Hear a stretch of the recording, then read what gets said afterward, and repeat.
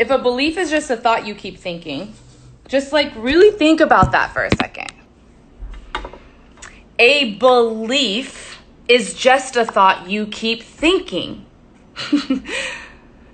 Do you understand how simple this is? Really?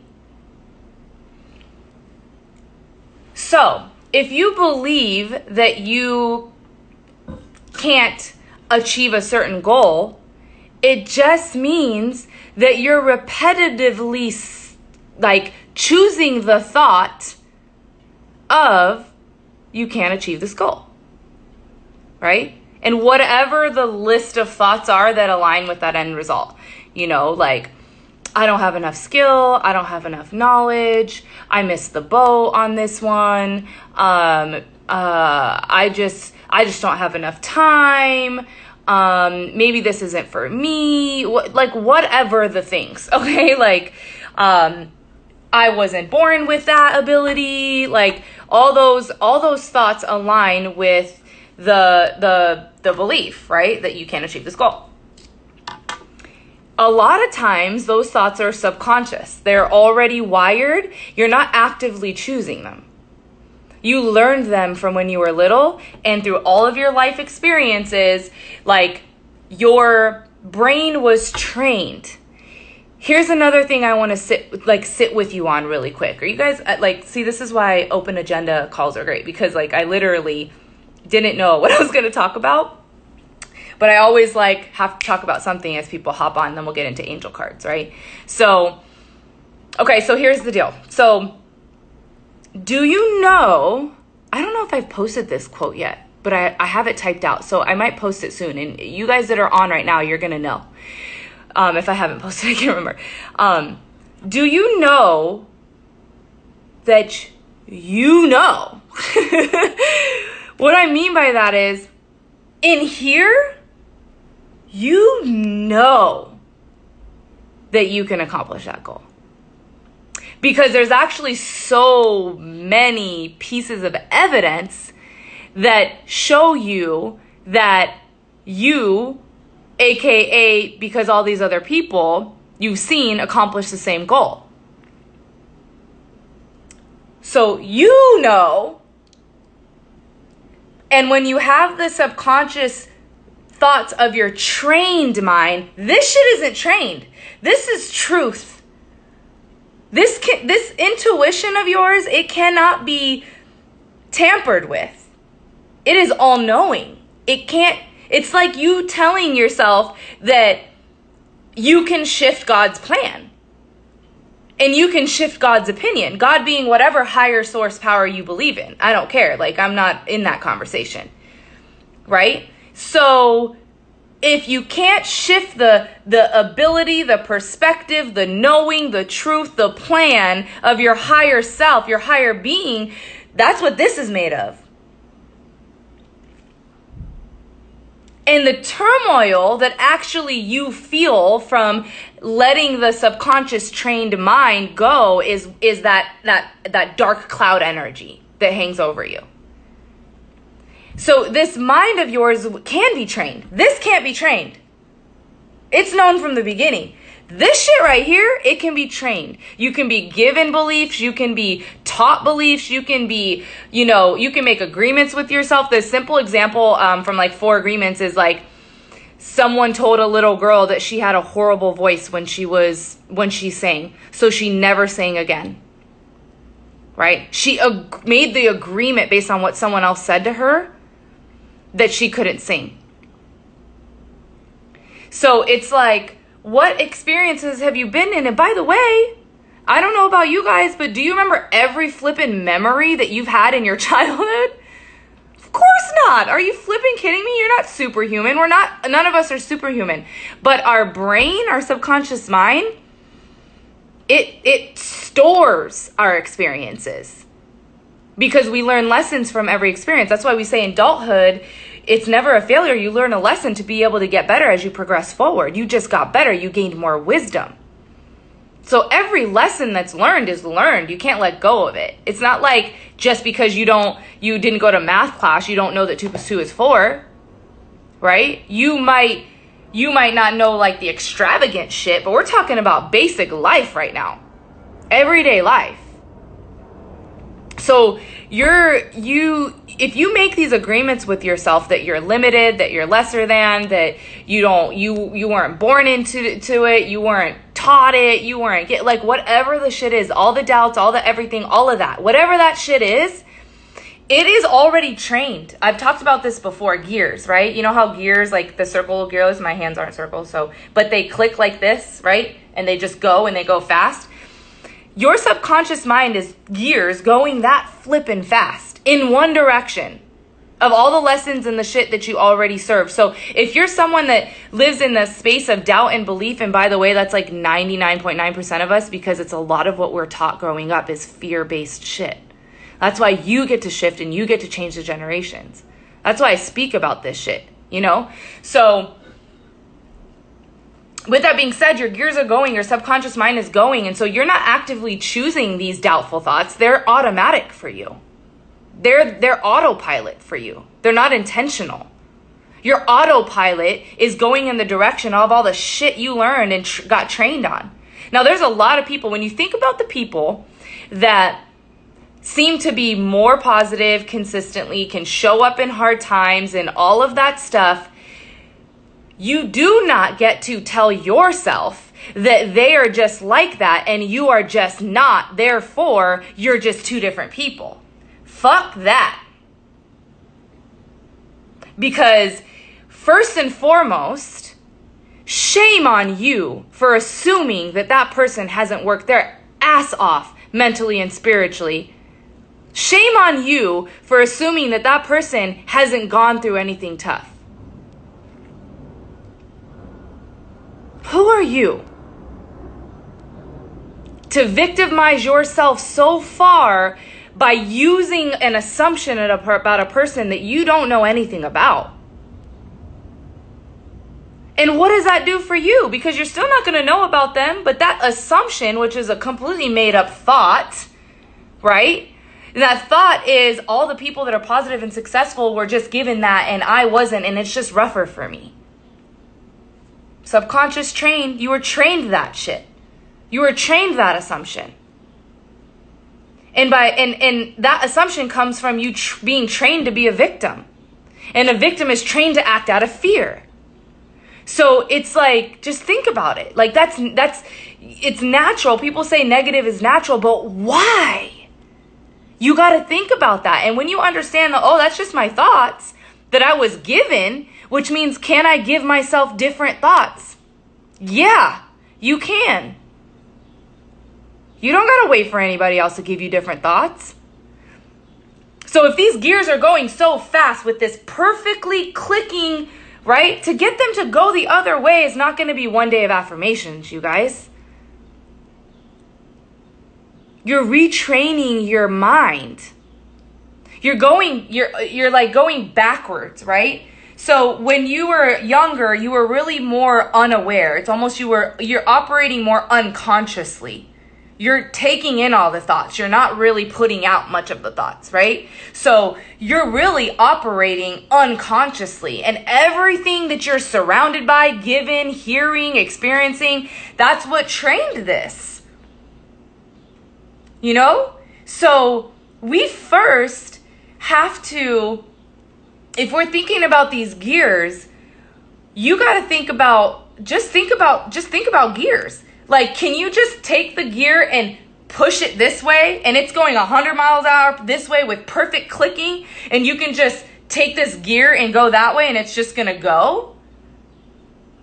Like, I'm not even into I'm not handy at all, but I know that would not be possible. It would be like, it's like click, click, click, click. You see what, you know what I'm saying? You understand what I'm saying? Type something in there if you guys are following me, because y'all know I can get on these like deep fucking tangents that literally make no sense other than like what's right here. So if I'm making sense, if you're following me, let me know. And if I'm not, if you need me to repeat something or explain something, just let me know. So in order for us to make this transition, for us to retrain our mind, we have to be intentional. because we're conscious beings now. We're not unconscious beings. So we have to be intentional about what we're hearing, listening to, learning. You can choose your lessons now. So your intentionality is going to support you. Choosing your thoughts is going to support you. So when you were young and unconscious, this was trained, and then the thoughts come out, and here we are.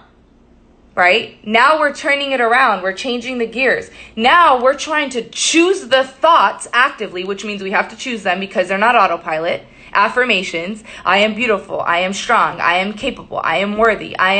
You don't need to believe it right now. And the problem, okay, let me not get too far off. So choosing the thoughts here consciously is going to then go back here and start to shift those gears. But you know how much work that takes? You got to do it daily long enough so that you can slow these gears down first, still going the wrong direction, but they're just a little slower.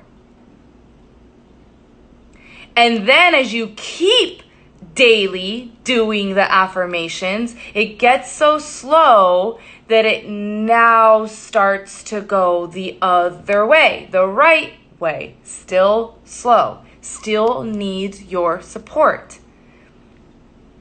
And then it gets faster, it gets more autopilot. So the people that you see that can show up positive, that can weather a storm, that can still put a smile on their face, have only gone through the amount of work on a consistent realm, not the amount of time. This is where we fuck ourselves over. Okay?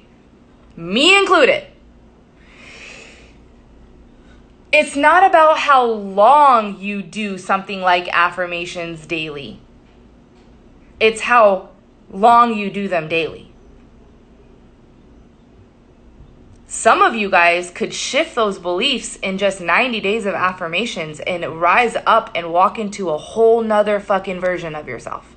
The one that this one knows you are, but this shit is causing the conflict. So consistently doing it, because you can't create a habit by breaking up the consistency. Another simple thing that we're taught, but how you do anything is how you do everything. We already know that you have to work out consistently. We already know that you have to stay consistent on your nutrition plan. You know that if you're a client or a coach. You already know that consistency is going to be success. You already know that sending your messages you already know that talking to people every day if you're an entrepreneur. You already know if you're a social media person that you got to be consistent with your posts. This shit starts to tell you, I don't know what to post. I don't know what to say. I don't think I can do it. Nobody wants to talk to me. Maybe I'll just do it tomorrow. That's the auto shit. But the real shit is, if you just do it consistently every day, you're going to be successful. You don't have to do more work to make it, like, we make it harder. That's that dark cloud. This shit knows if you just do the shit, it's going to happen. This shit starts to tell you, no, it won't, no, it won't, no, it won't. And this whole dark cloud is over your head to cloud your understanding of, just say the flippin' affirmations. You don't have to believe them right now.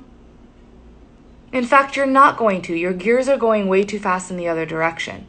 You're just trying to slow the gears down. For as long as they're going in that direction, no matter how slow or fast, you're not going to believe your affirmations. You'll only start to believe your affirmations when the gears actually start going the other way.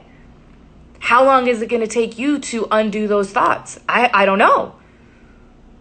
And there's nobody's better than the other person because it happened to them faster. God made you who you are. It's not about better. Maybe you need to be inside of your affirmations a little bit longer because you have a different purpose in your life than the person next to you. So there's another level of you that needs to understand affirmations differently. I believe I understand affirmations differently than most because I was put on this planet of purpose to do things like spiritual teaching, life coaching, through yoga and through everything else that I do. To do lives like this with fucking things on value. Now, I love TikTok, but I'm also going to do shit like this that's going to shift your life if you take it on. So going back to a belief is just a thought you keep thinking. A belief is just a thought you keep thinking. So if you want your autopilot to be on motherfucking cloud 9, you have to actively choose cloud 9 thoughts right now every day to retrain your mind, to shift your gears. Am I making sense to you guys? Okay, I don't think I never scroll down all the way, and I like literally don't even know who's on or who I'm talking to. Okay, awesome. Hi, you guys. I literally did not see any of this. Understood. Yep. Yes. Awesome. Ty, I am so glad you're on, girl. Did you get my telegram? Right before I did this live, I telegrammed you, girl. Feeling some energy. So you guys, I can't talk. I don't actually know who's still on with me right now because a lot of you guys have responded and connected. So I appreciate you. And it's 1:11. So whoever's on right now at 1:11, that's beautiful and divine. So anyways, so I was talking to my client and this all came up and then it was like, oh, Nagin, boom, right? And then that's why for those of you that were in yoga this morning, I really focused on teaching about affirmations. A thought is just a belief you keep thinking. And even did our intentional song was an affirmation song around acceptance. So, but it all came from a conversation that I was helping my client. And it was about like, oh, I messed up. I had a piece of cake. And then I start to tell myself that I'm okay or that, well, forget it. Like I can't do it. And this is what happens. We do the affirmations, but then something in us says, oh, I can't do it. It's not for me. It's not working. Right. And so those trained thoughts are what make us stop doing what is actually working before we actually see it pan out. You know what I'm saying? And there's a thing called the pain body. So this is what I talked to her about, pain body concept. The pain body concept comes from Eckhart Tolle. It is not my concept. It's from the book Power of Now, I think. Power of Now. And talks about the pain body. Some people's pain body is more dormant than others, but we all have a pain body. Why? Because we've all been through pain. This goes back to that, how dare you think someone else hasn't gone through anything just so you can victimize yourself, like because you've been through worse, you're not worthy? That's a story. You don't even know if they've been through worse. A lot of people look at me with a lot of bullshit ass, like not even envy, but like deceit. And I feel energy, you guys. And in this quarantine time, I've been working on myself. I've been getting real clear. So your energy can't fool me anymore. That's like where I'm at. And to say that with belief is crazy for me because I have battled believing in those gifts for so long that I ain't nobody. Like, I'm tripping. Okay. Now I'm clear. I've had so many examples of I'm clear. So people literally will portray, not deceitful. That's not even the word I'm looking for. Not deceitful. What is a word? Do you guys know what I'm talking about? Like you're envious and, I feel like it's a D word, but anyway, they put this energy on me, right? And it's like, or R word. Now I'm seeing R. Anyway, and it's like they hate on me because of my success, right? But the sad part is because you're portraying hate on me for my success, you're actually saying to yourself that you're not worthy of it. Not deflection, but thank you for the help. I'm trying to figure it out. But you know what I'm saying? It's like you're putting this negative energy on me, but the negative energy only comes from the fact that you're comparing and you're hating on me versus being inspired to say that's possible for me. Why do you do that to yourself? And then start to come up with the story of, oh, she's just gifted this, or she's been this, or she's done that, or she's never had anything tough, and she's never da-da-da-da. And it's like so sad. It's so sad because I've been through some shit in my life. A lot. So much so that I really think I should write a book. My mom gets to write a book. Jesus. But see what happens is, take out the fact that I'm empathetic and I could feel that. Most can't. So that doesn't even hurt me. It hurts you because you're victimizing yourself, making me the problem and not looking at yourself and saying, I'm worthy of that. That's awesome. That's inspiration. I know her. I can do this. And we do that for everybody. Like, this is not an attack against Nagin. Like, I do that for some people sometimes, and I have to check myself and be like, but why do you think they're better? I don't necessarily put negative energy towards people, but I'll compare myself and see like, damn, why can't I be there? Why am I not there already? And do you see how those questions just say, I'm without, I'm not capable, I'm not worthy, I don't have it. I don't have it. That doesn't serve me. You know, and so that's where the training of the thoughts really needs to come in, because then we victimize ourselves right off the bat. We tell ourselves that it's impossible for me. And so then we choose quitting, which is failure. The eating the piece of cake wasn't her failure. It was saying, I can't do this, I'm not worthy, and quitting the entire plan and journey because of a piece of cake. Now it's failure.